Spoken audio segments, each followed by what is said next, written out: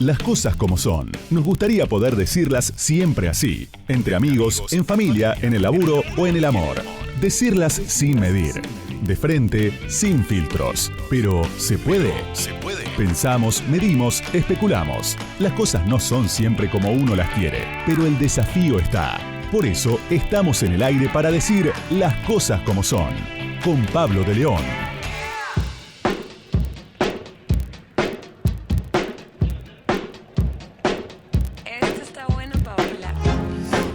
Muy buenas tardes, aquí estamos en Radio con Vos, en Las Cosas Como Son, programa número 181, 181 sábados de Las Cosas Como Son en Radio con Vos, muy felices, muy contentos.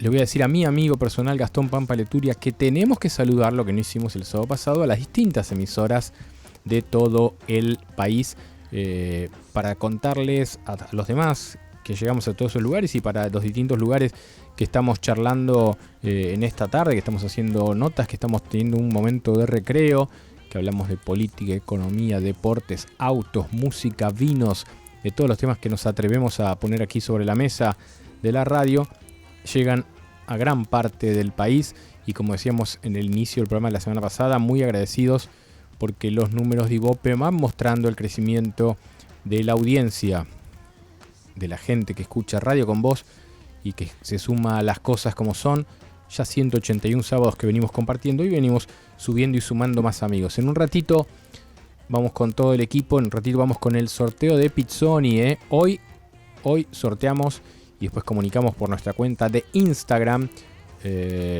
la nuestra, la de la radio, la de Pizzoni Calzados, quien se lleva esas zapas espectaculares de cuero que estamos sorteando. Le mandamos un gran abrazo a Juan, que es un amigo y que nos da una gran mano aquí a todos los que hacemos las cosas como son. Estoy viendo que Gastón Pampa Leturia tiene hoy unas zapas espectaculares que son de Pizzoni, ni más ni menos. Hola, monito, ¿cómo te va? Hola, amigo, hola, bien. Muy bien, sí. Buena marca. Lindo calzado. Lindo calzado. Sí, bueno, incluso abrigadito para esta época también. Exactamente. Bueno, saludemos un par de amigos del país y ya nos metemos en el comentario editorial que arranca este programa de sábado. Bueno, dale, Pablito, sí. Y mirá, tenemos Córdoba, por ejemplo, con la 107.5. Calculo ahí, gran audiencia. Sí, claro. Corrientes, y con esto sumamos, por ejemplo, al amigo polaco Silveira, colega argentino, 88.3.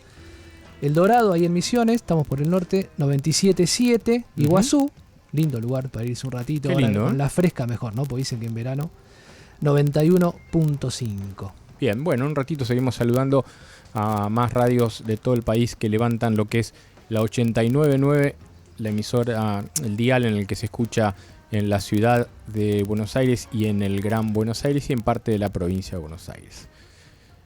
El comentario que quiero hacer es respecto del 24 de marzo.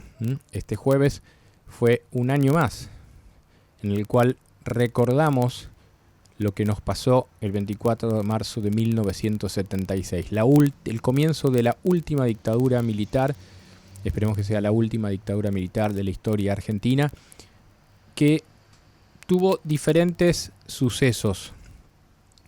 Y voy a ir del más pequeño al más grande. En la legislatura de la ciudad de Buenos Aires, gente perteneciente al partido de Javier Milei intentó rechazar en realidad, lo que era un momento de tratamiento de esta historia que era el 24 de marzo, el rechazo a un nuevo aniversario del golpe de Estado. Entonces lo que se está diciendo como los negacionistas argentinos, intentaron ahí, con el voto de Victoria Villarroel, una legisladora porteña, elegida por el voto de la gente, de los porteños, de parte de los porteños obviamente, no de todos claramente, pero de alrededor de un 13% de los porteños decidieron que Victoria Villarroel y que García Moritán, conocido como el marido de Pampita, ¿no es cierto?, para el gran público, pero un hombre que tiene empresas gastronómicas aquí en el barrio de Palermo, y que tiene relaciones políticas con gente hace bastante tiempo. Pero Victoria Villarroel, la otra legisladora, es una persona que milita en el FAMUS, que son los familiares de muertos por la subversión, una organización que se creó después de la última dictadura precisamente para hablar de lo que eran los muertos por el terrorismo, no el terrorismo de Estado, sino por las organizaciones terroristas, Montoneros, SERP y otras, que durante el último tramo del gobierno de Isabel Perón y durante la dictadura mataron, durante la época del gobierno de Isabel y durante la dictadura, dicen que las organizaciones terroristas mataron, entonces que hay que hablar de muertos de los dos lados y por ende acá aparece la tesis de la guerra, sostenida por ejemplo por Javier Milei, quien habló en el día de ayer y volvió a hablar de que para él hubo una guerra. A mí me parece que en una sociedad democrática todos estos puntos de vista tienen que aparecer, menos el nazismo, y esto alguno podría decirme que es bastante parecido al nazismo, el negar la dictadura, el negar los muertos de la dictadura, el poner en discusión los 30.000 desaparecidos, que me parece que en algunos casos, como el del Ariolo pérfido, son provocaciones más que una discusión seria. Es una provocación para generar repercusión y tener ingreso en el tema político. Por eso a veces me parece que de hablar de lo pérfido es como darle una entidad que realmente casi no la tiene o la tiene de un modo minúsculo en una parte de la sociedad argentina. Entonces esto existe, esto está, y es importante decirlo porque como el fenómeno Milei lo ha sido y lo va a ser mucho más en el 2023 sin ninguna duda, esto tiene que aparecer.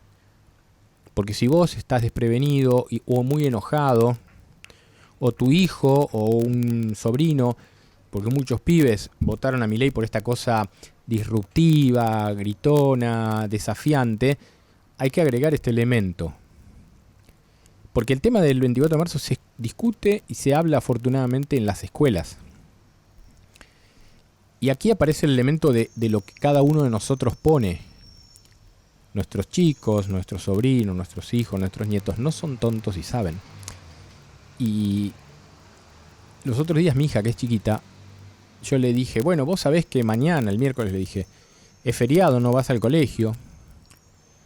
¿Y por qué feriado? Me dice. Bueno, te voy a contar, pero en el colegio te explicaron por qué mañana es feriado. Y mi hija, que empezó la primaria este año, me dice, sí, pero explícame vos decime por qué es feriado. O sea, mi hija me pedía a mí, como su papá, que yo le dijera. Entonces, ¿por qué era feriado? Entonces ahí hablamos, como se le puede hablar, o como creo yo que se le puede hablar a una nena de 6 años, a contarle cosas de lo que pasó en ese 24 de marzo de 1976. Entonces los chicos tienen, ante algunas situaciones o ante algunos que puedan dar alguna visión tergiversada de lo que fue la dictadura o el 24 de marzo de 76, ellos lo procesan, ellos los conversan con sus amigos o con su familia fundamentalmente, y ahí aparece el tema de que nadie nos engaña, nadie nos vende una cosa por otra.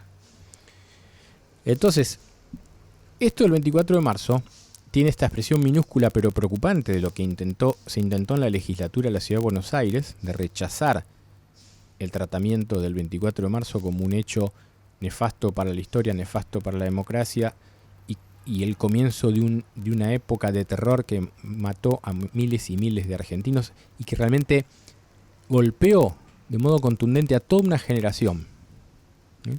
A toda una generación la golpeó y la diezmó. Más allá de que yo no estoy para nada de acuerdo con lo que expresaban las organizaciones terroristas que abogaban por la lucha armada o que practicaron la lucha armada, yo lo rechazo, me parece que no era camino de ninguna manera para discutir con la democracia. Me parece que había canales democráticos para hacerlo, más allá de las dificultades que había en el gobierno de Perón, más allá que el gobierno de Perón tenía fuerzas paramilitares, la opción de la lucha armada contra otras organizaciones armadas o contra el propio Estado era una locura y terminó siendo suicida, sin duda, porque obviamente con los militares y la fuerza del poder del Estado sucedió la tragedia que sucedió. Ahora, yendo ya a lo más grueso, el 24 de marzo muestra algunas cosas de lo cambiado que también está entre quienes reconocen lo duro, lo trágico que ha sido la dictadura. Para algunos que son muy jóvenes, el recuerdo de lo que hizo el gobierno de Alfonsín por los derechos humanos o por vencer en 1983 con una opción de por la vida y por la paz, no lo recordarán. Muchos no lo habrán vivido, pero lo habrán estudiado, lo podrán analizar. Pero quienes vivimos, yo era muy chico, estaba en la secundaria y viví esa primavera del retorno a la democracia de una manera de mucha felicidad, porque antes, los que éramos chicos, también sufrimos el efecto de la represión, cuando la policía te paraba, te maltrataba, te manoseaba, te tiraba contra una pared o te llevaba preso. Y ni que hablar los que tuvieron familiares desaparecidos, que se tuvieron que ir, a los que se tuvieron que ir del país. O sea, el exilio, la desaparición, diezmó a un montón de familias argentinas y muchos lo hemos vivido eso de diferentes maneras.